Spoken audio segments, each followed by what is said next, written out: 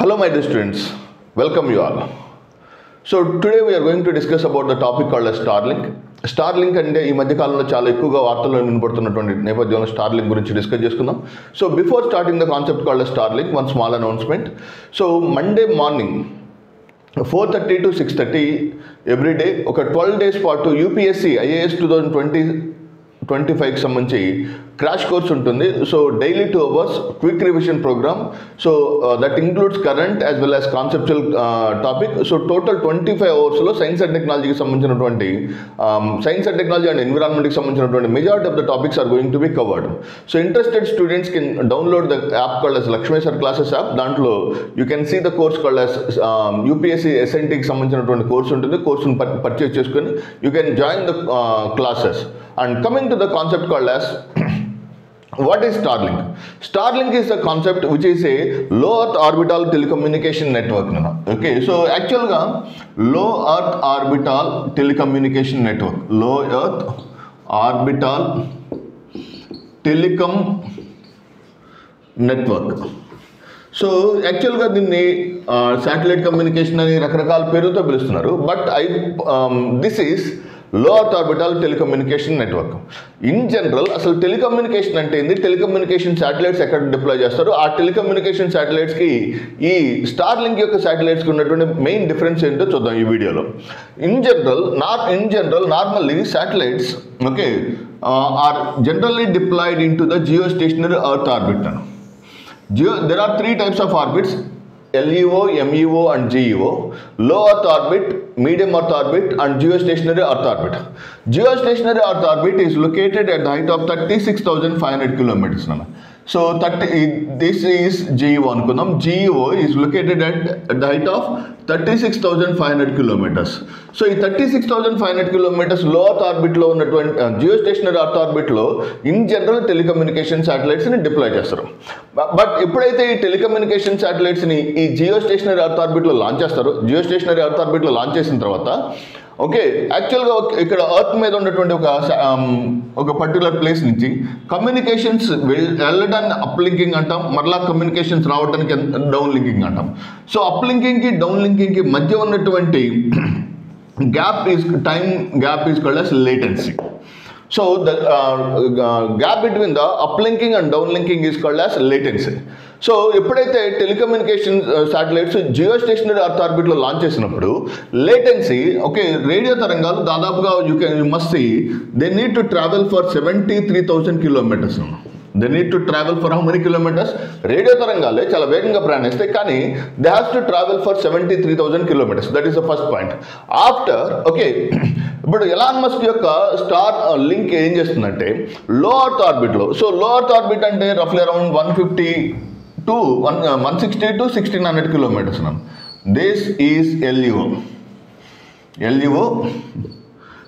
Low Earth orbit, which is located between 160 kilometers to 1,600 kilometers. 160 kilometers to 1,600 kilometers.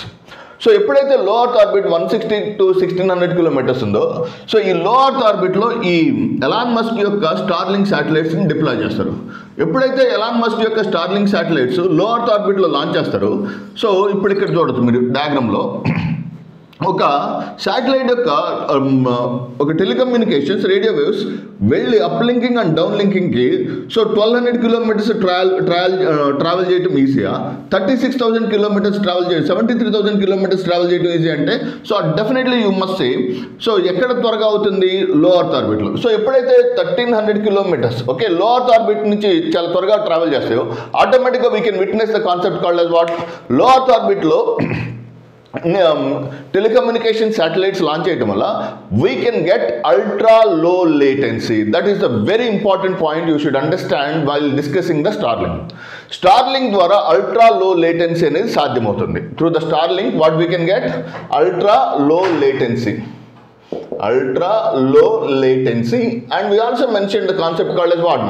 So Starlink is a low earth orbital telecommunication network. Starlink is a low earth orbital telecommunication network. Okay, so that is point number 1. And coming to the point number 2, what is the most important point about the Starlink is, so for establishing the Starlink, okay, so we need to deploy thousands of satellites into the LEO.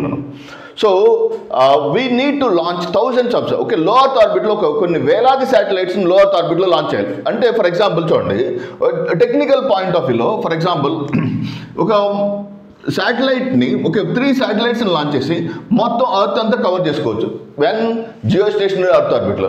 వెరాస్ in the case of near earth orbit or low earth ఆర్బిట్లోకి launch చేసినప్పుడు we must have more number of satellites. So geostationary earth orbit number of satellites are very less for getting that, whereas in the case of low earth orbit for deploying the telecommunication satellites you need to see more number of satellites. That is the point number 2. And third important feature about the Starlink is, so Starlink lo you can get anything from that particular specific location. Ante edaina oka prantaniki telecommunication establish cheyalante, if you want to deploy for example oka Tuvalu lanti deshaniki telecommunication pettali, ante Tuvalu lanti deshaniki telecommunications establish cheyalante you need to deploy the satellites into the geostationary earth orbit which is located at 36,500 kilometers, which is quite expensive. But whereas in the case of launching the satellites into the LUO, okay, so LUO lo satellites launch chesi manaka ఏ ప్రాంతానికి telecommunication network అవసరమో ఆ ప్రాంతానికి launch చేయొచ్చు అన్నమాట. And that is the third one. Okay, first, what is the first one? We can get ultra low latency, and multiple number of satellites are needed for the Starlink. And number 3 is nothing but Starlink lo, the third important feature about the Starlink is, for getting the Starlink lo అమెండబిలిటీ, ఏ ప్రాంతానికి కావాలంటే ఆ ప్రాంతానికి మనకి ఇమ్మీడియట్గా మనం telecommunications establish చేసుకోవచ్చు through the Starlink. And fourth important feature about the Starlink is, so as we are deploying, okay, for example shadow regions untayi, okay, konda prantallo shadow regions untayi. For example oka mountain geostationary geosynchronous orbits ki shadow regions are possible in the geosynchronous and geostationary. But whereas in the case of whereas in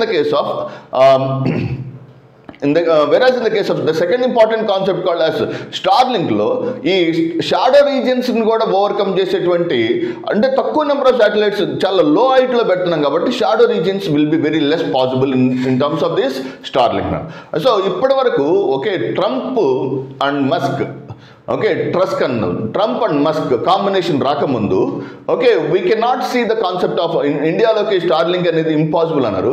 ఎప్పుడైతే Trump and Musk duo, so they became the chiefs of US, okay, America president అయిన తర్వాత immediately Narendra మోడీతో జరిగినటువంటి మొట్టమొదటి సమావేశంలోనే they started establishing, they had given the permission for Starlink కావచ్చు, లేకపోతే టెస్లాకి సంబంధించి కావచ్చు, అనేక రకాలైనటువంటి పర్మిషన్స్ రావడం మీరు గమనించవచ్చు. సో కీప్ పాలిటిక్స్ సెపరేట్గా పెట్టుకుంటే ఫస్ట్ ఆఫ్ ఆల్, సో ఇది కొంత మేరకు దేశ భద్రతకు కొన్ని రకాలైనటువంటి సమస్యగా పరిగణించే అవకాశం అయితే ఉంది.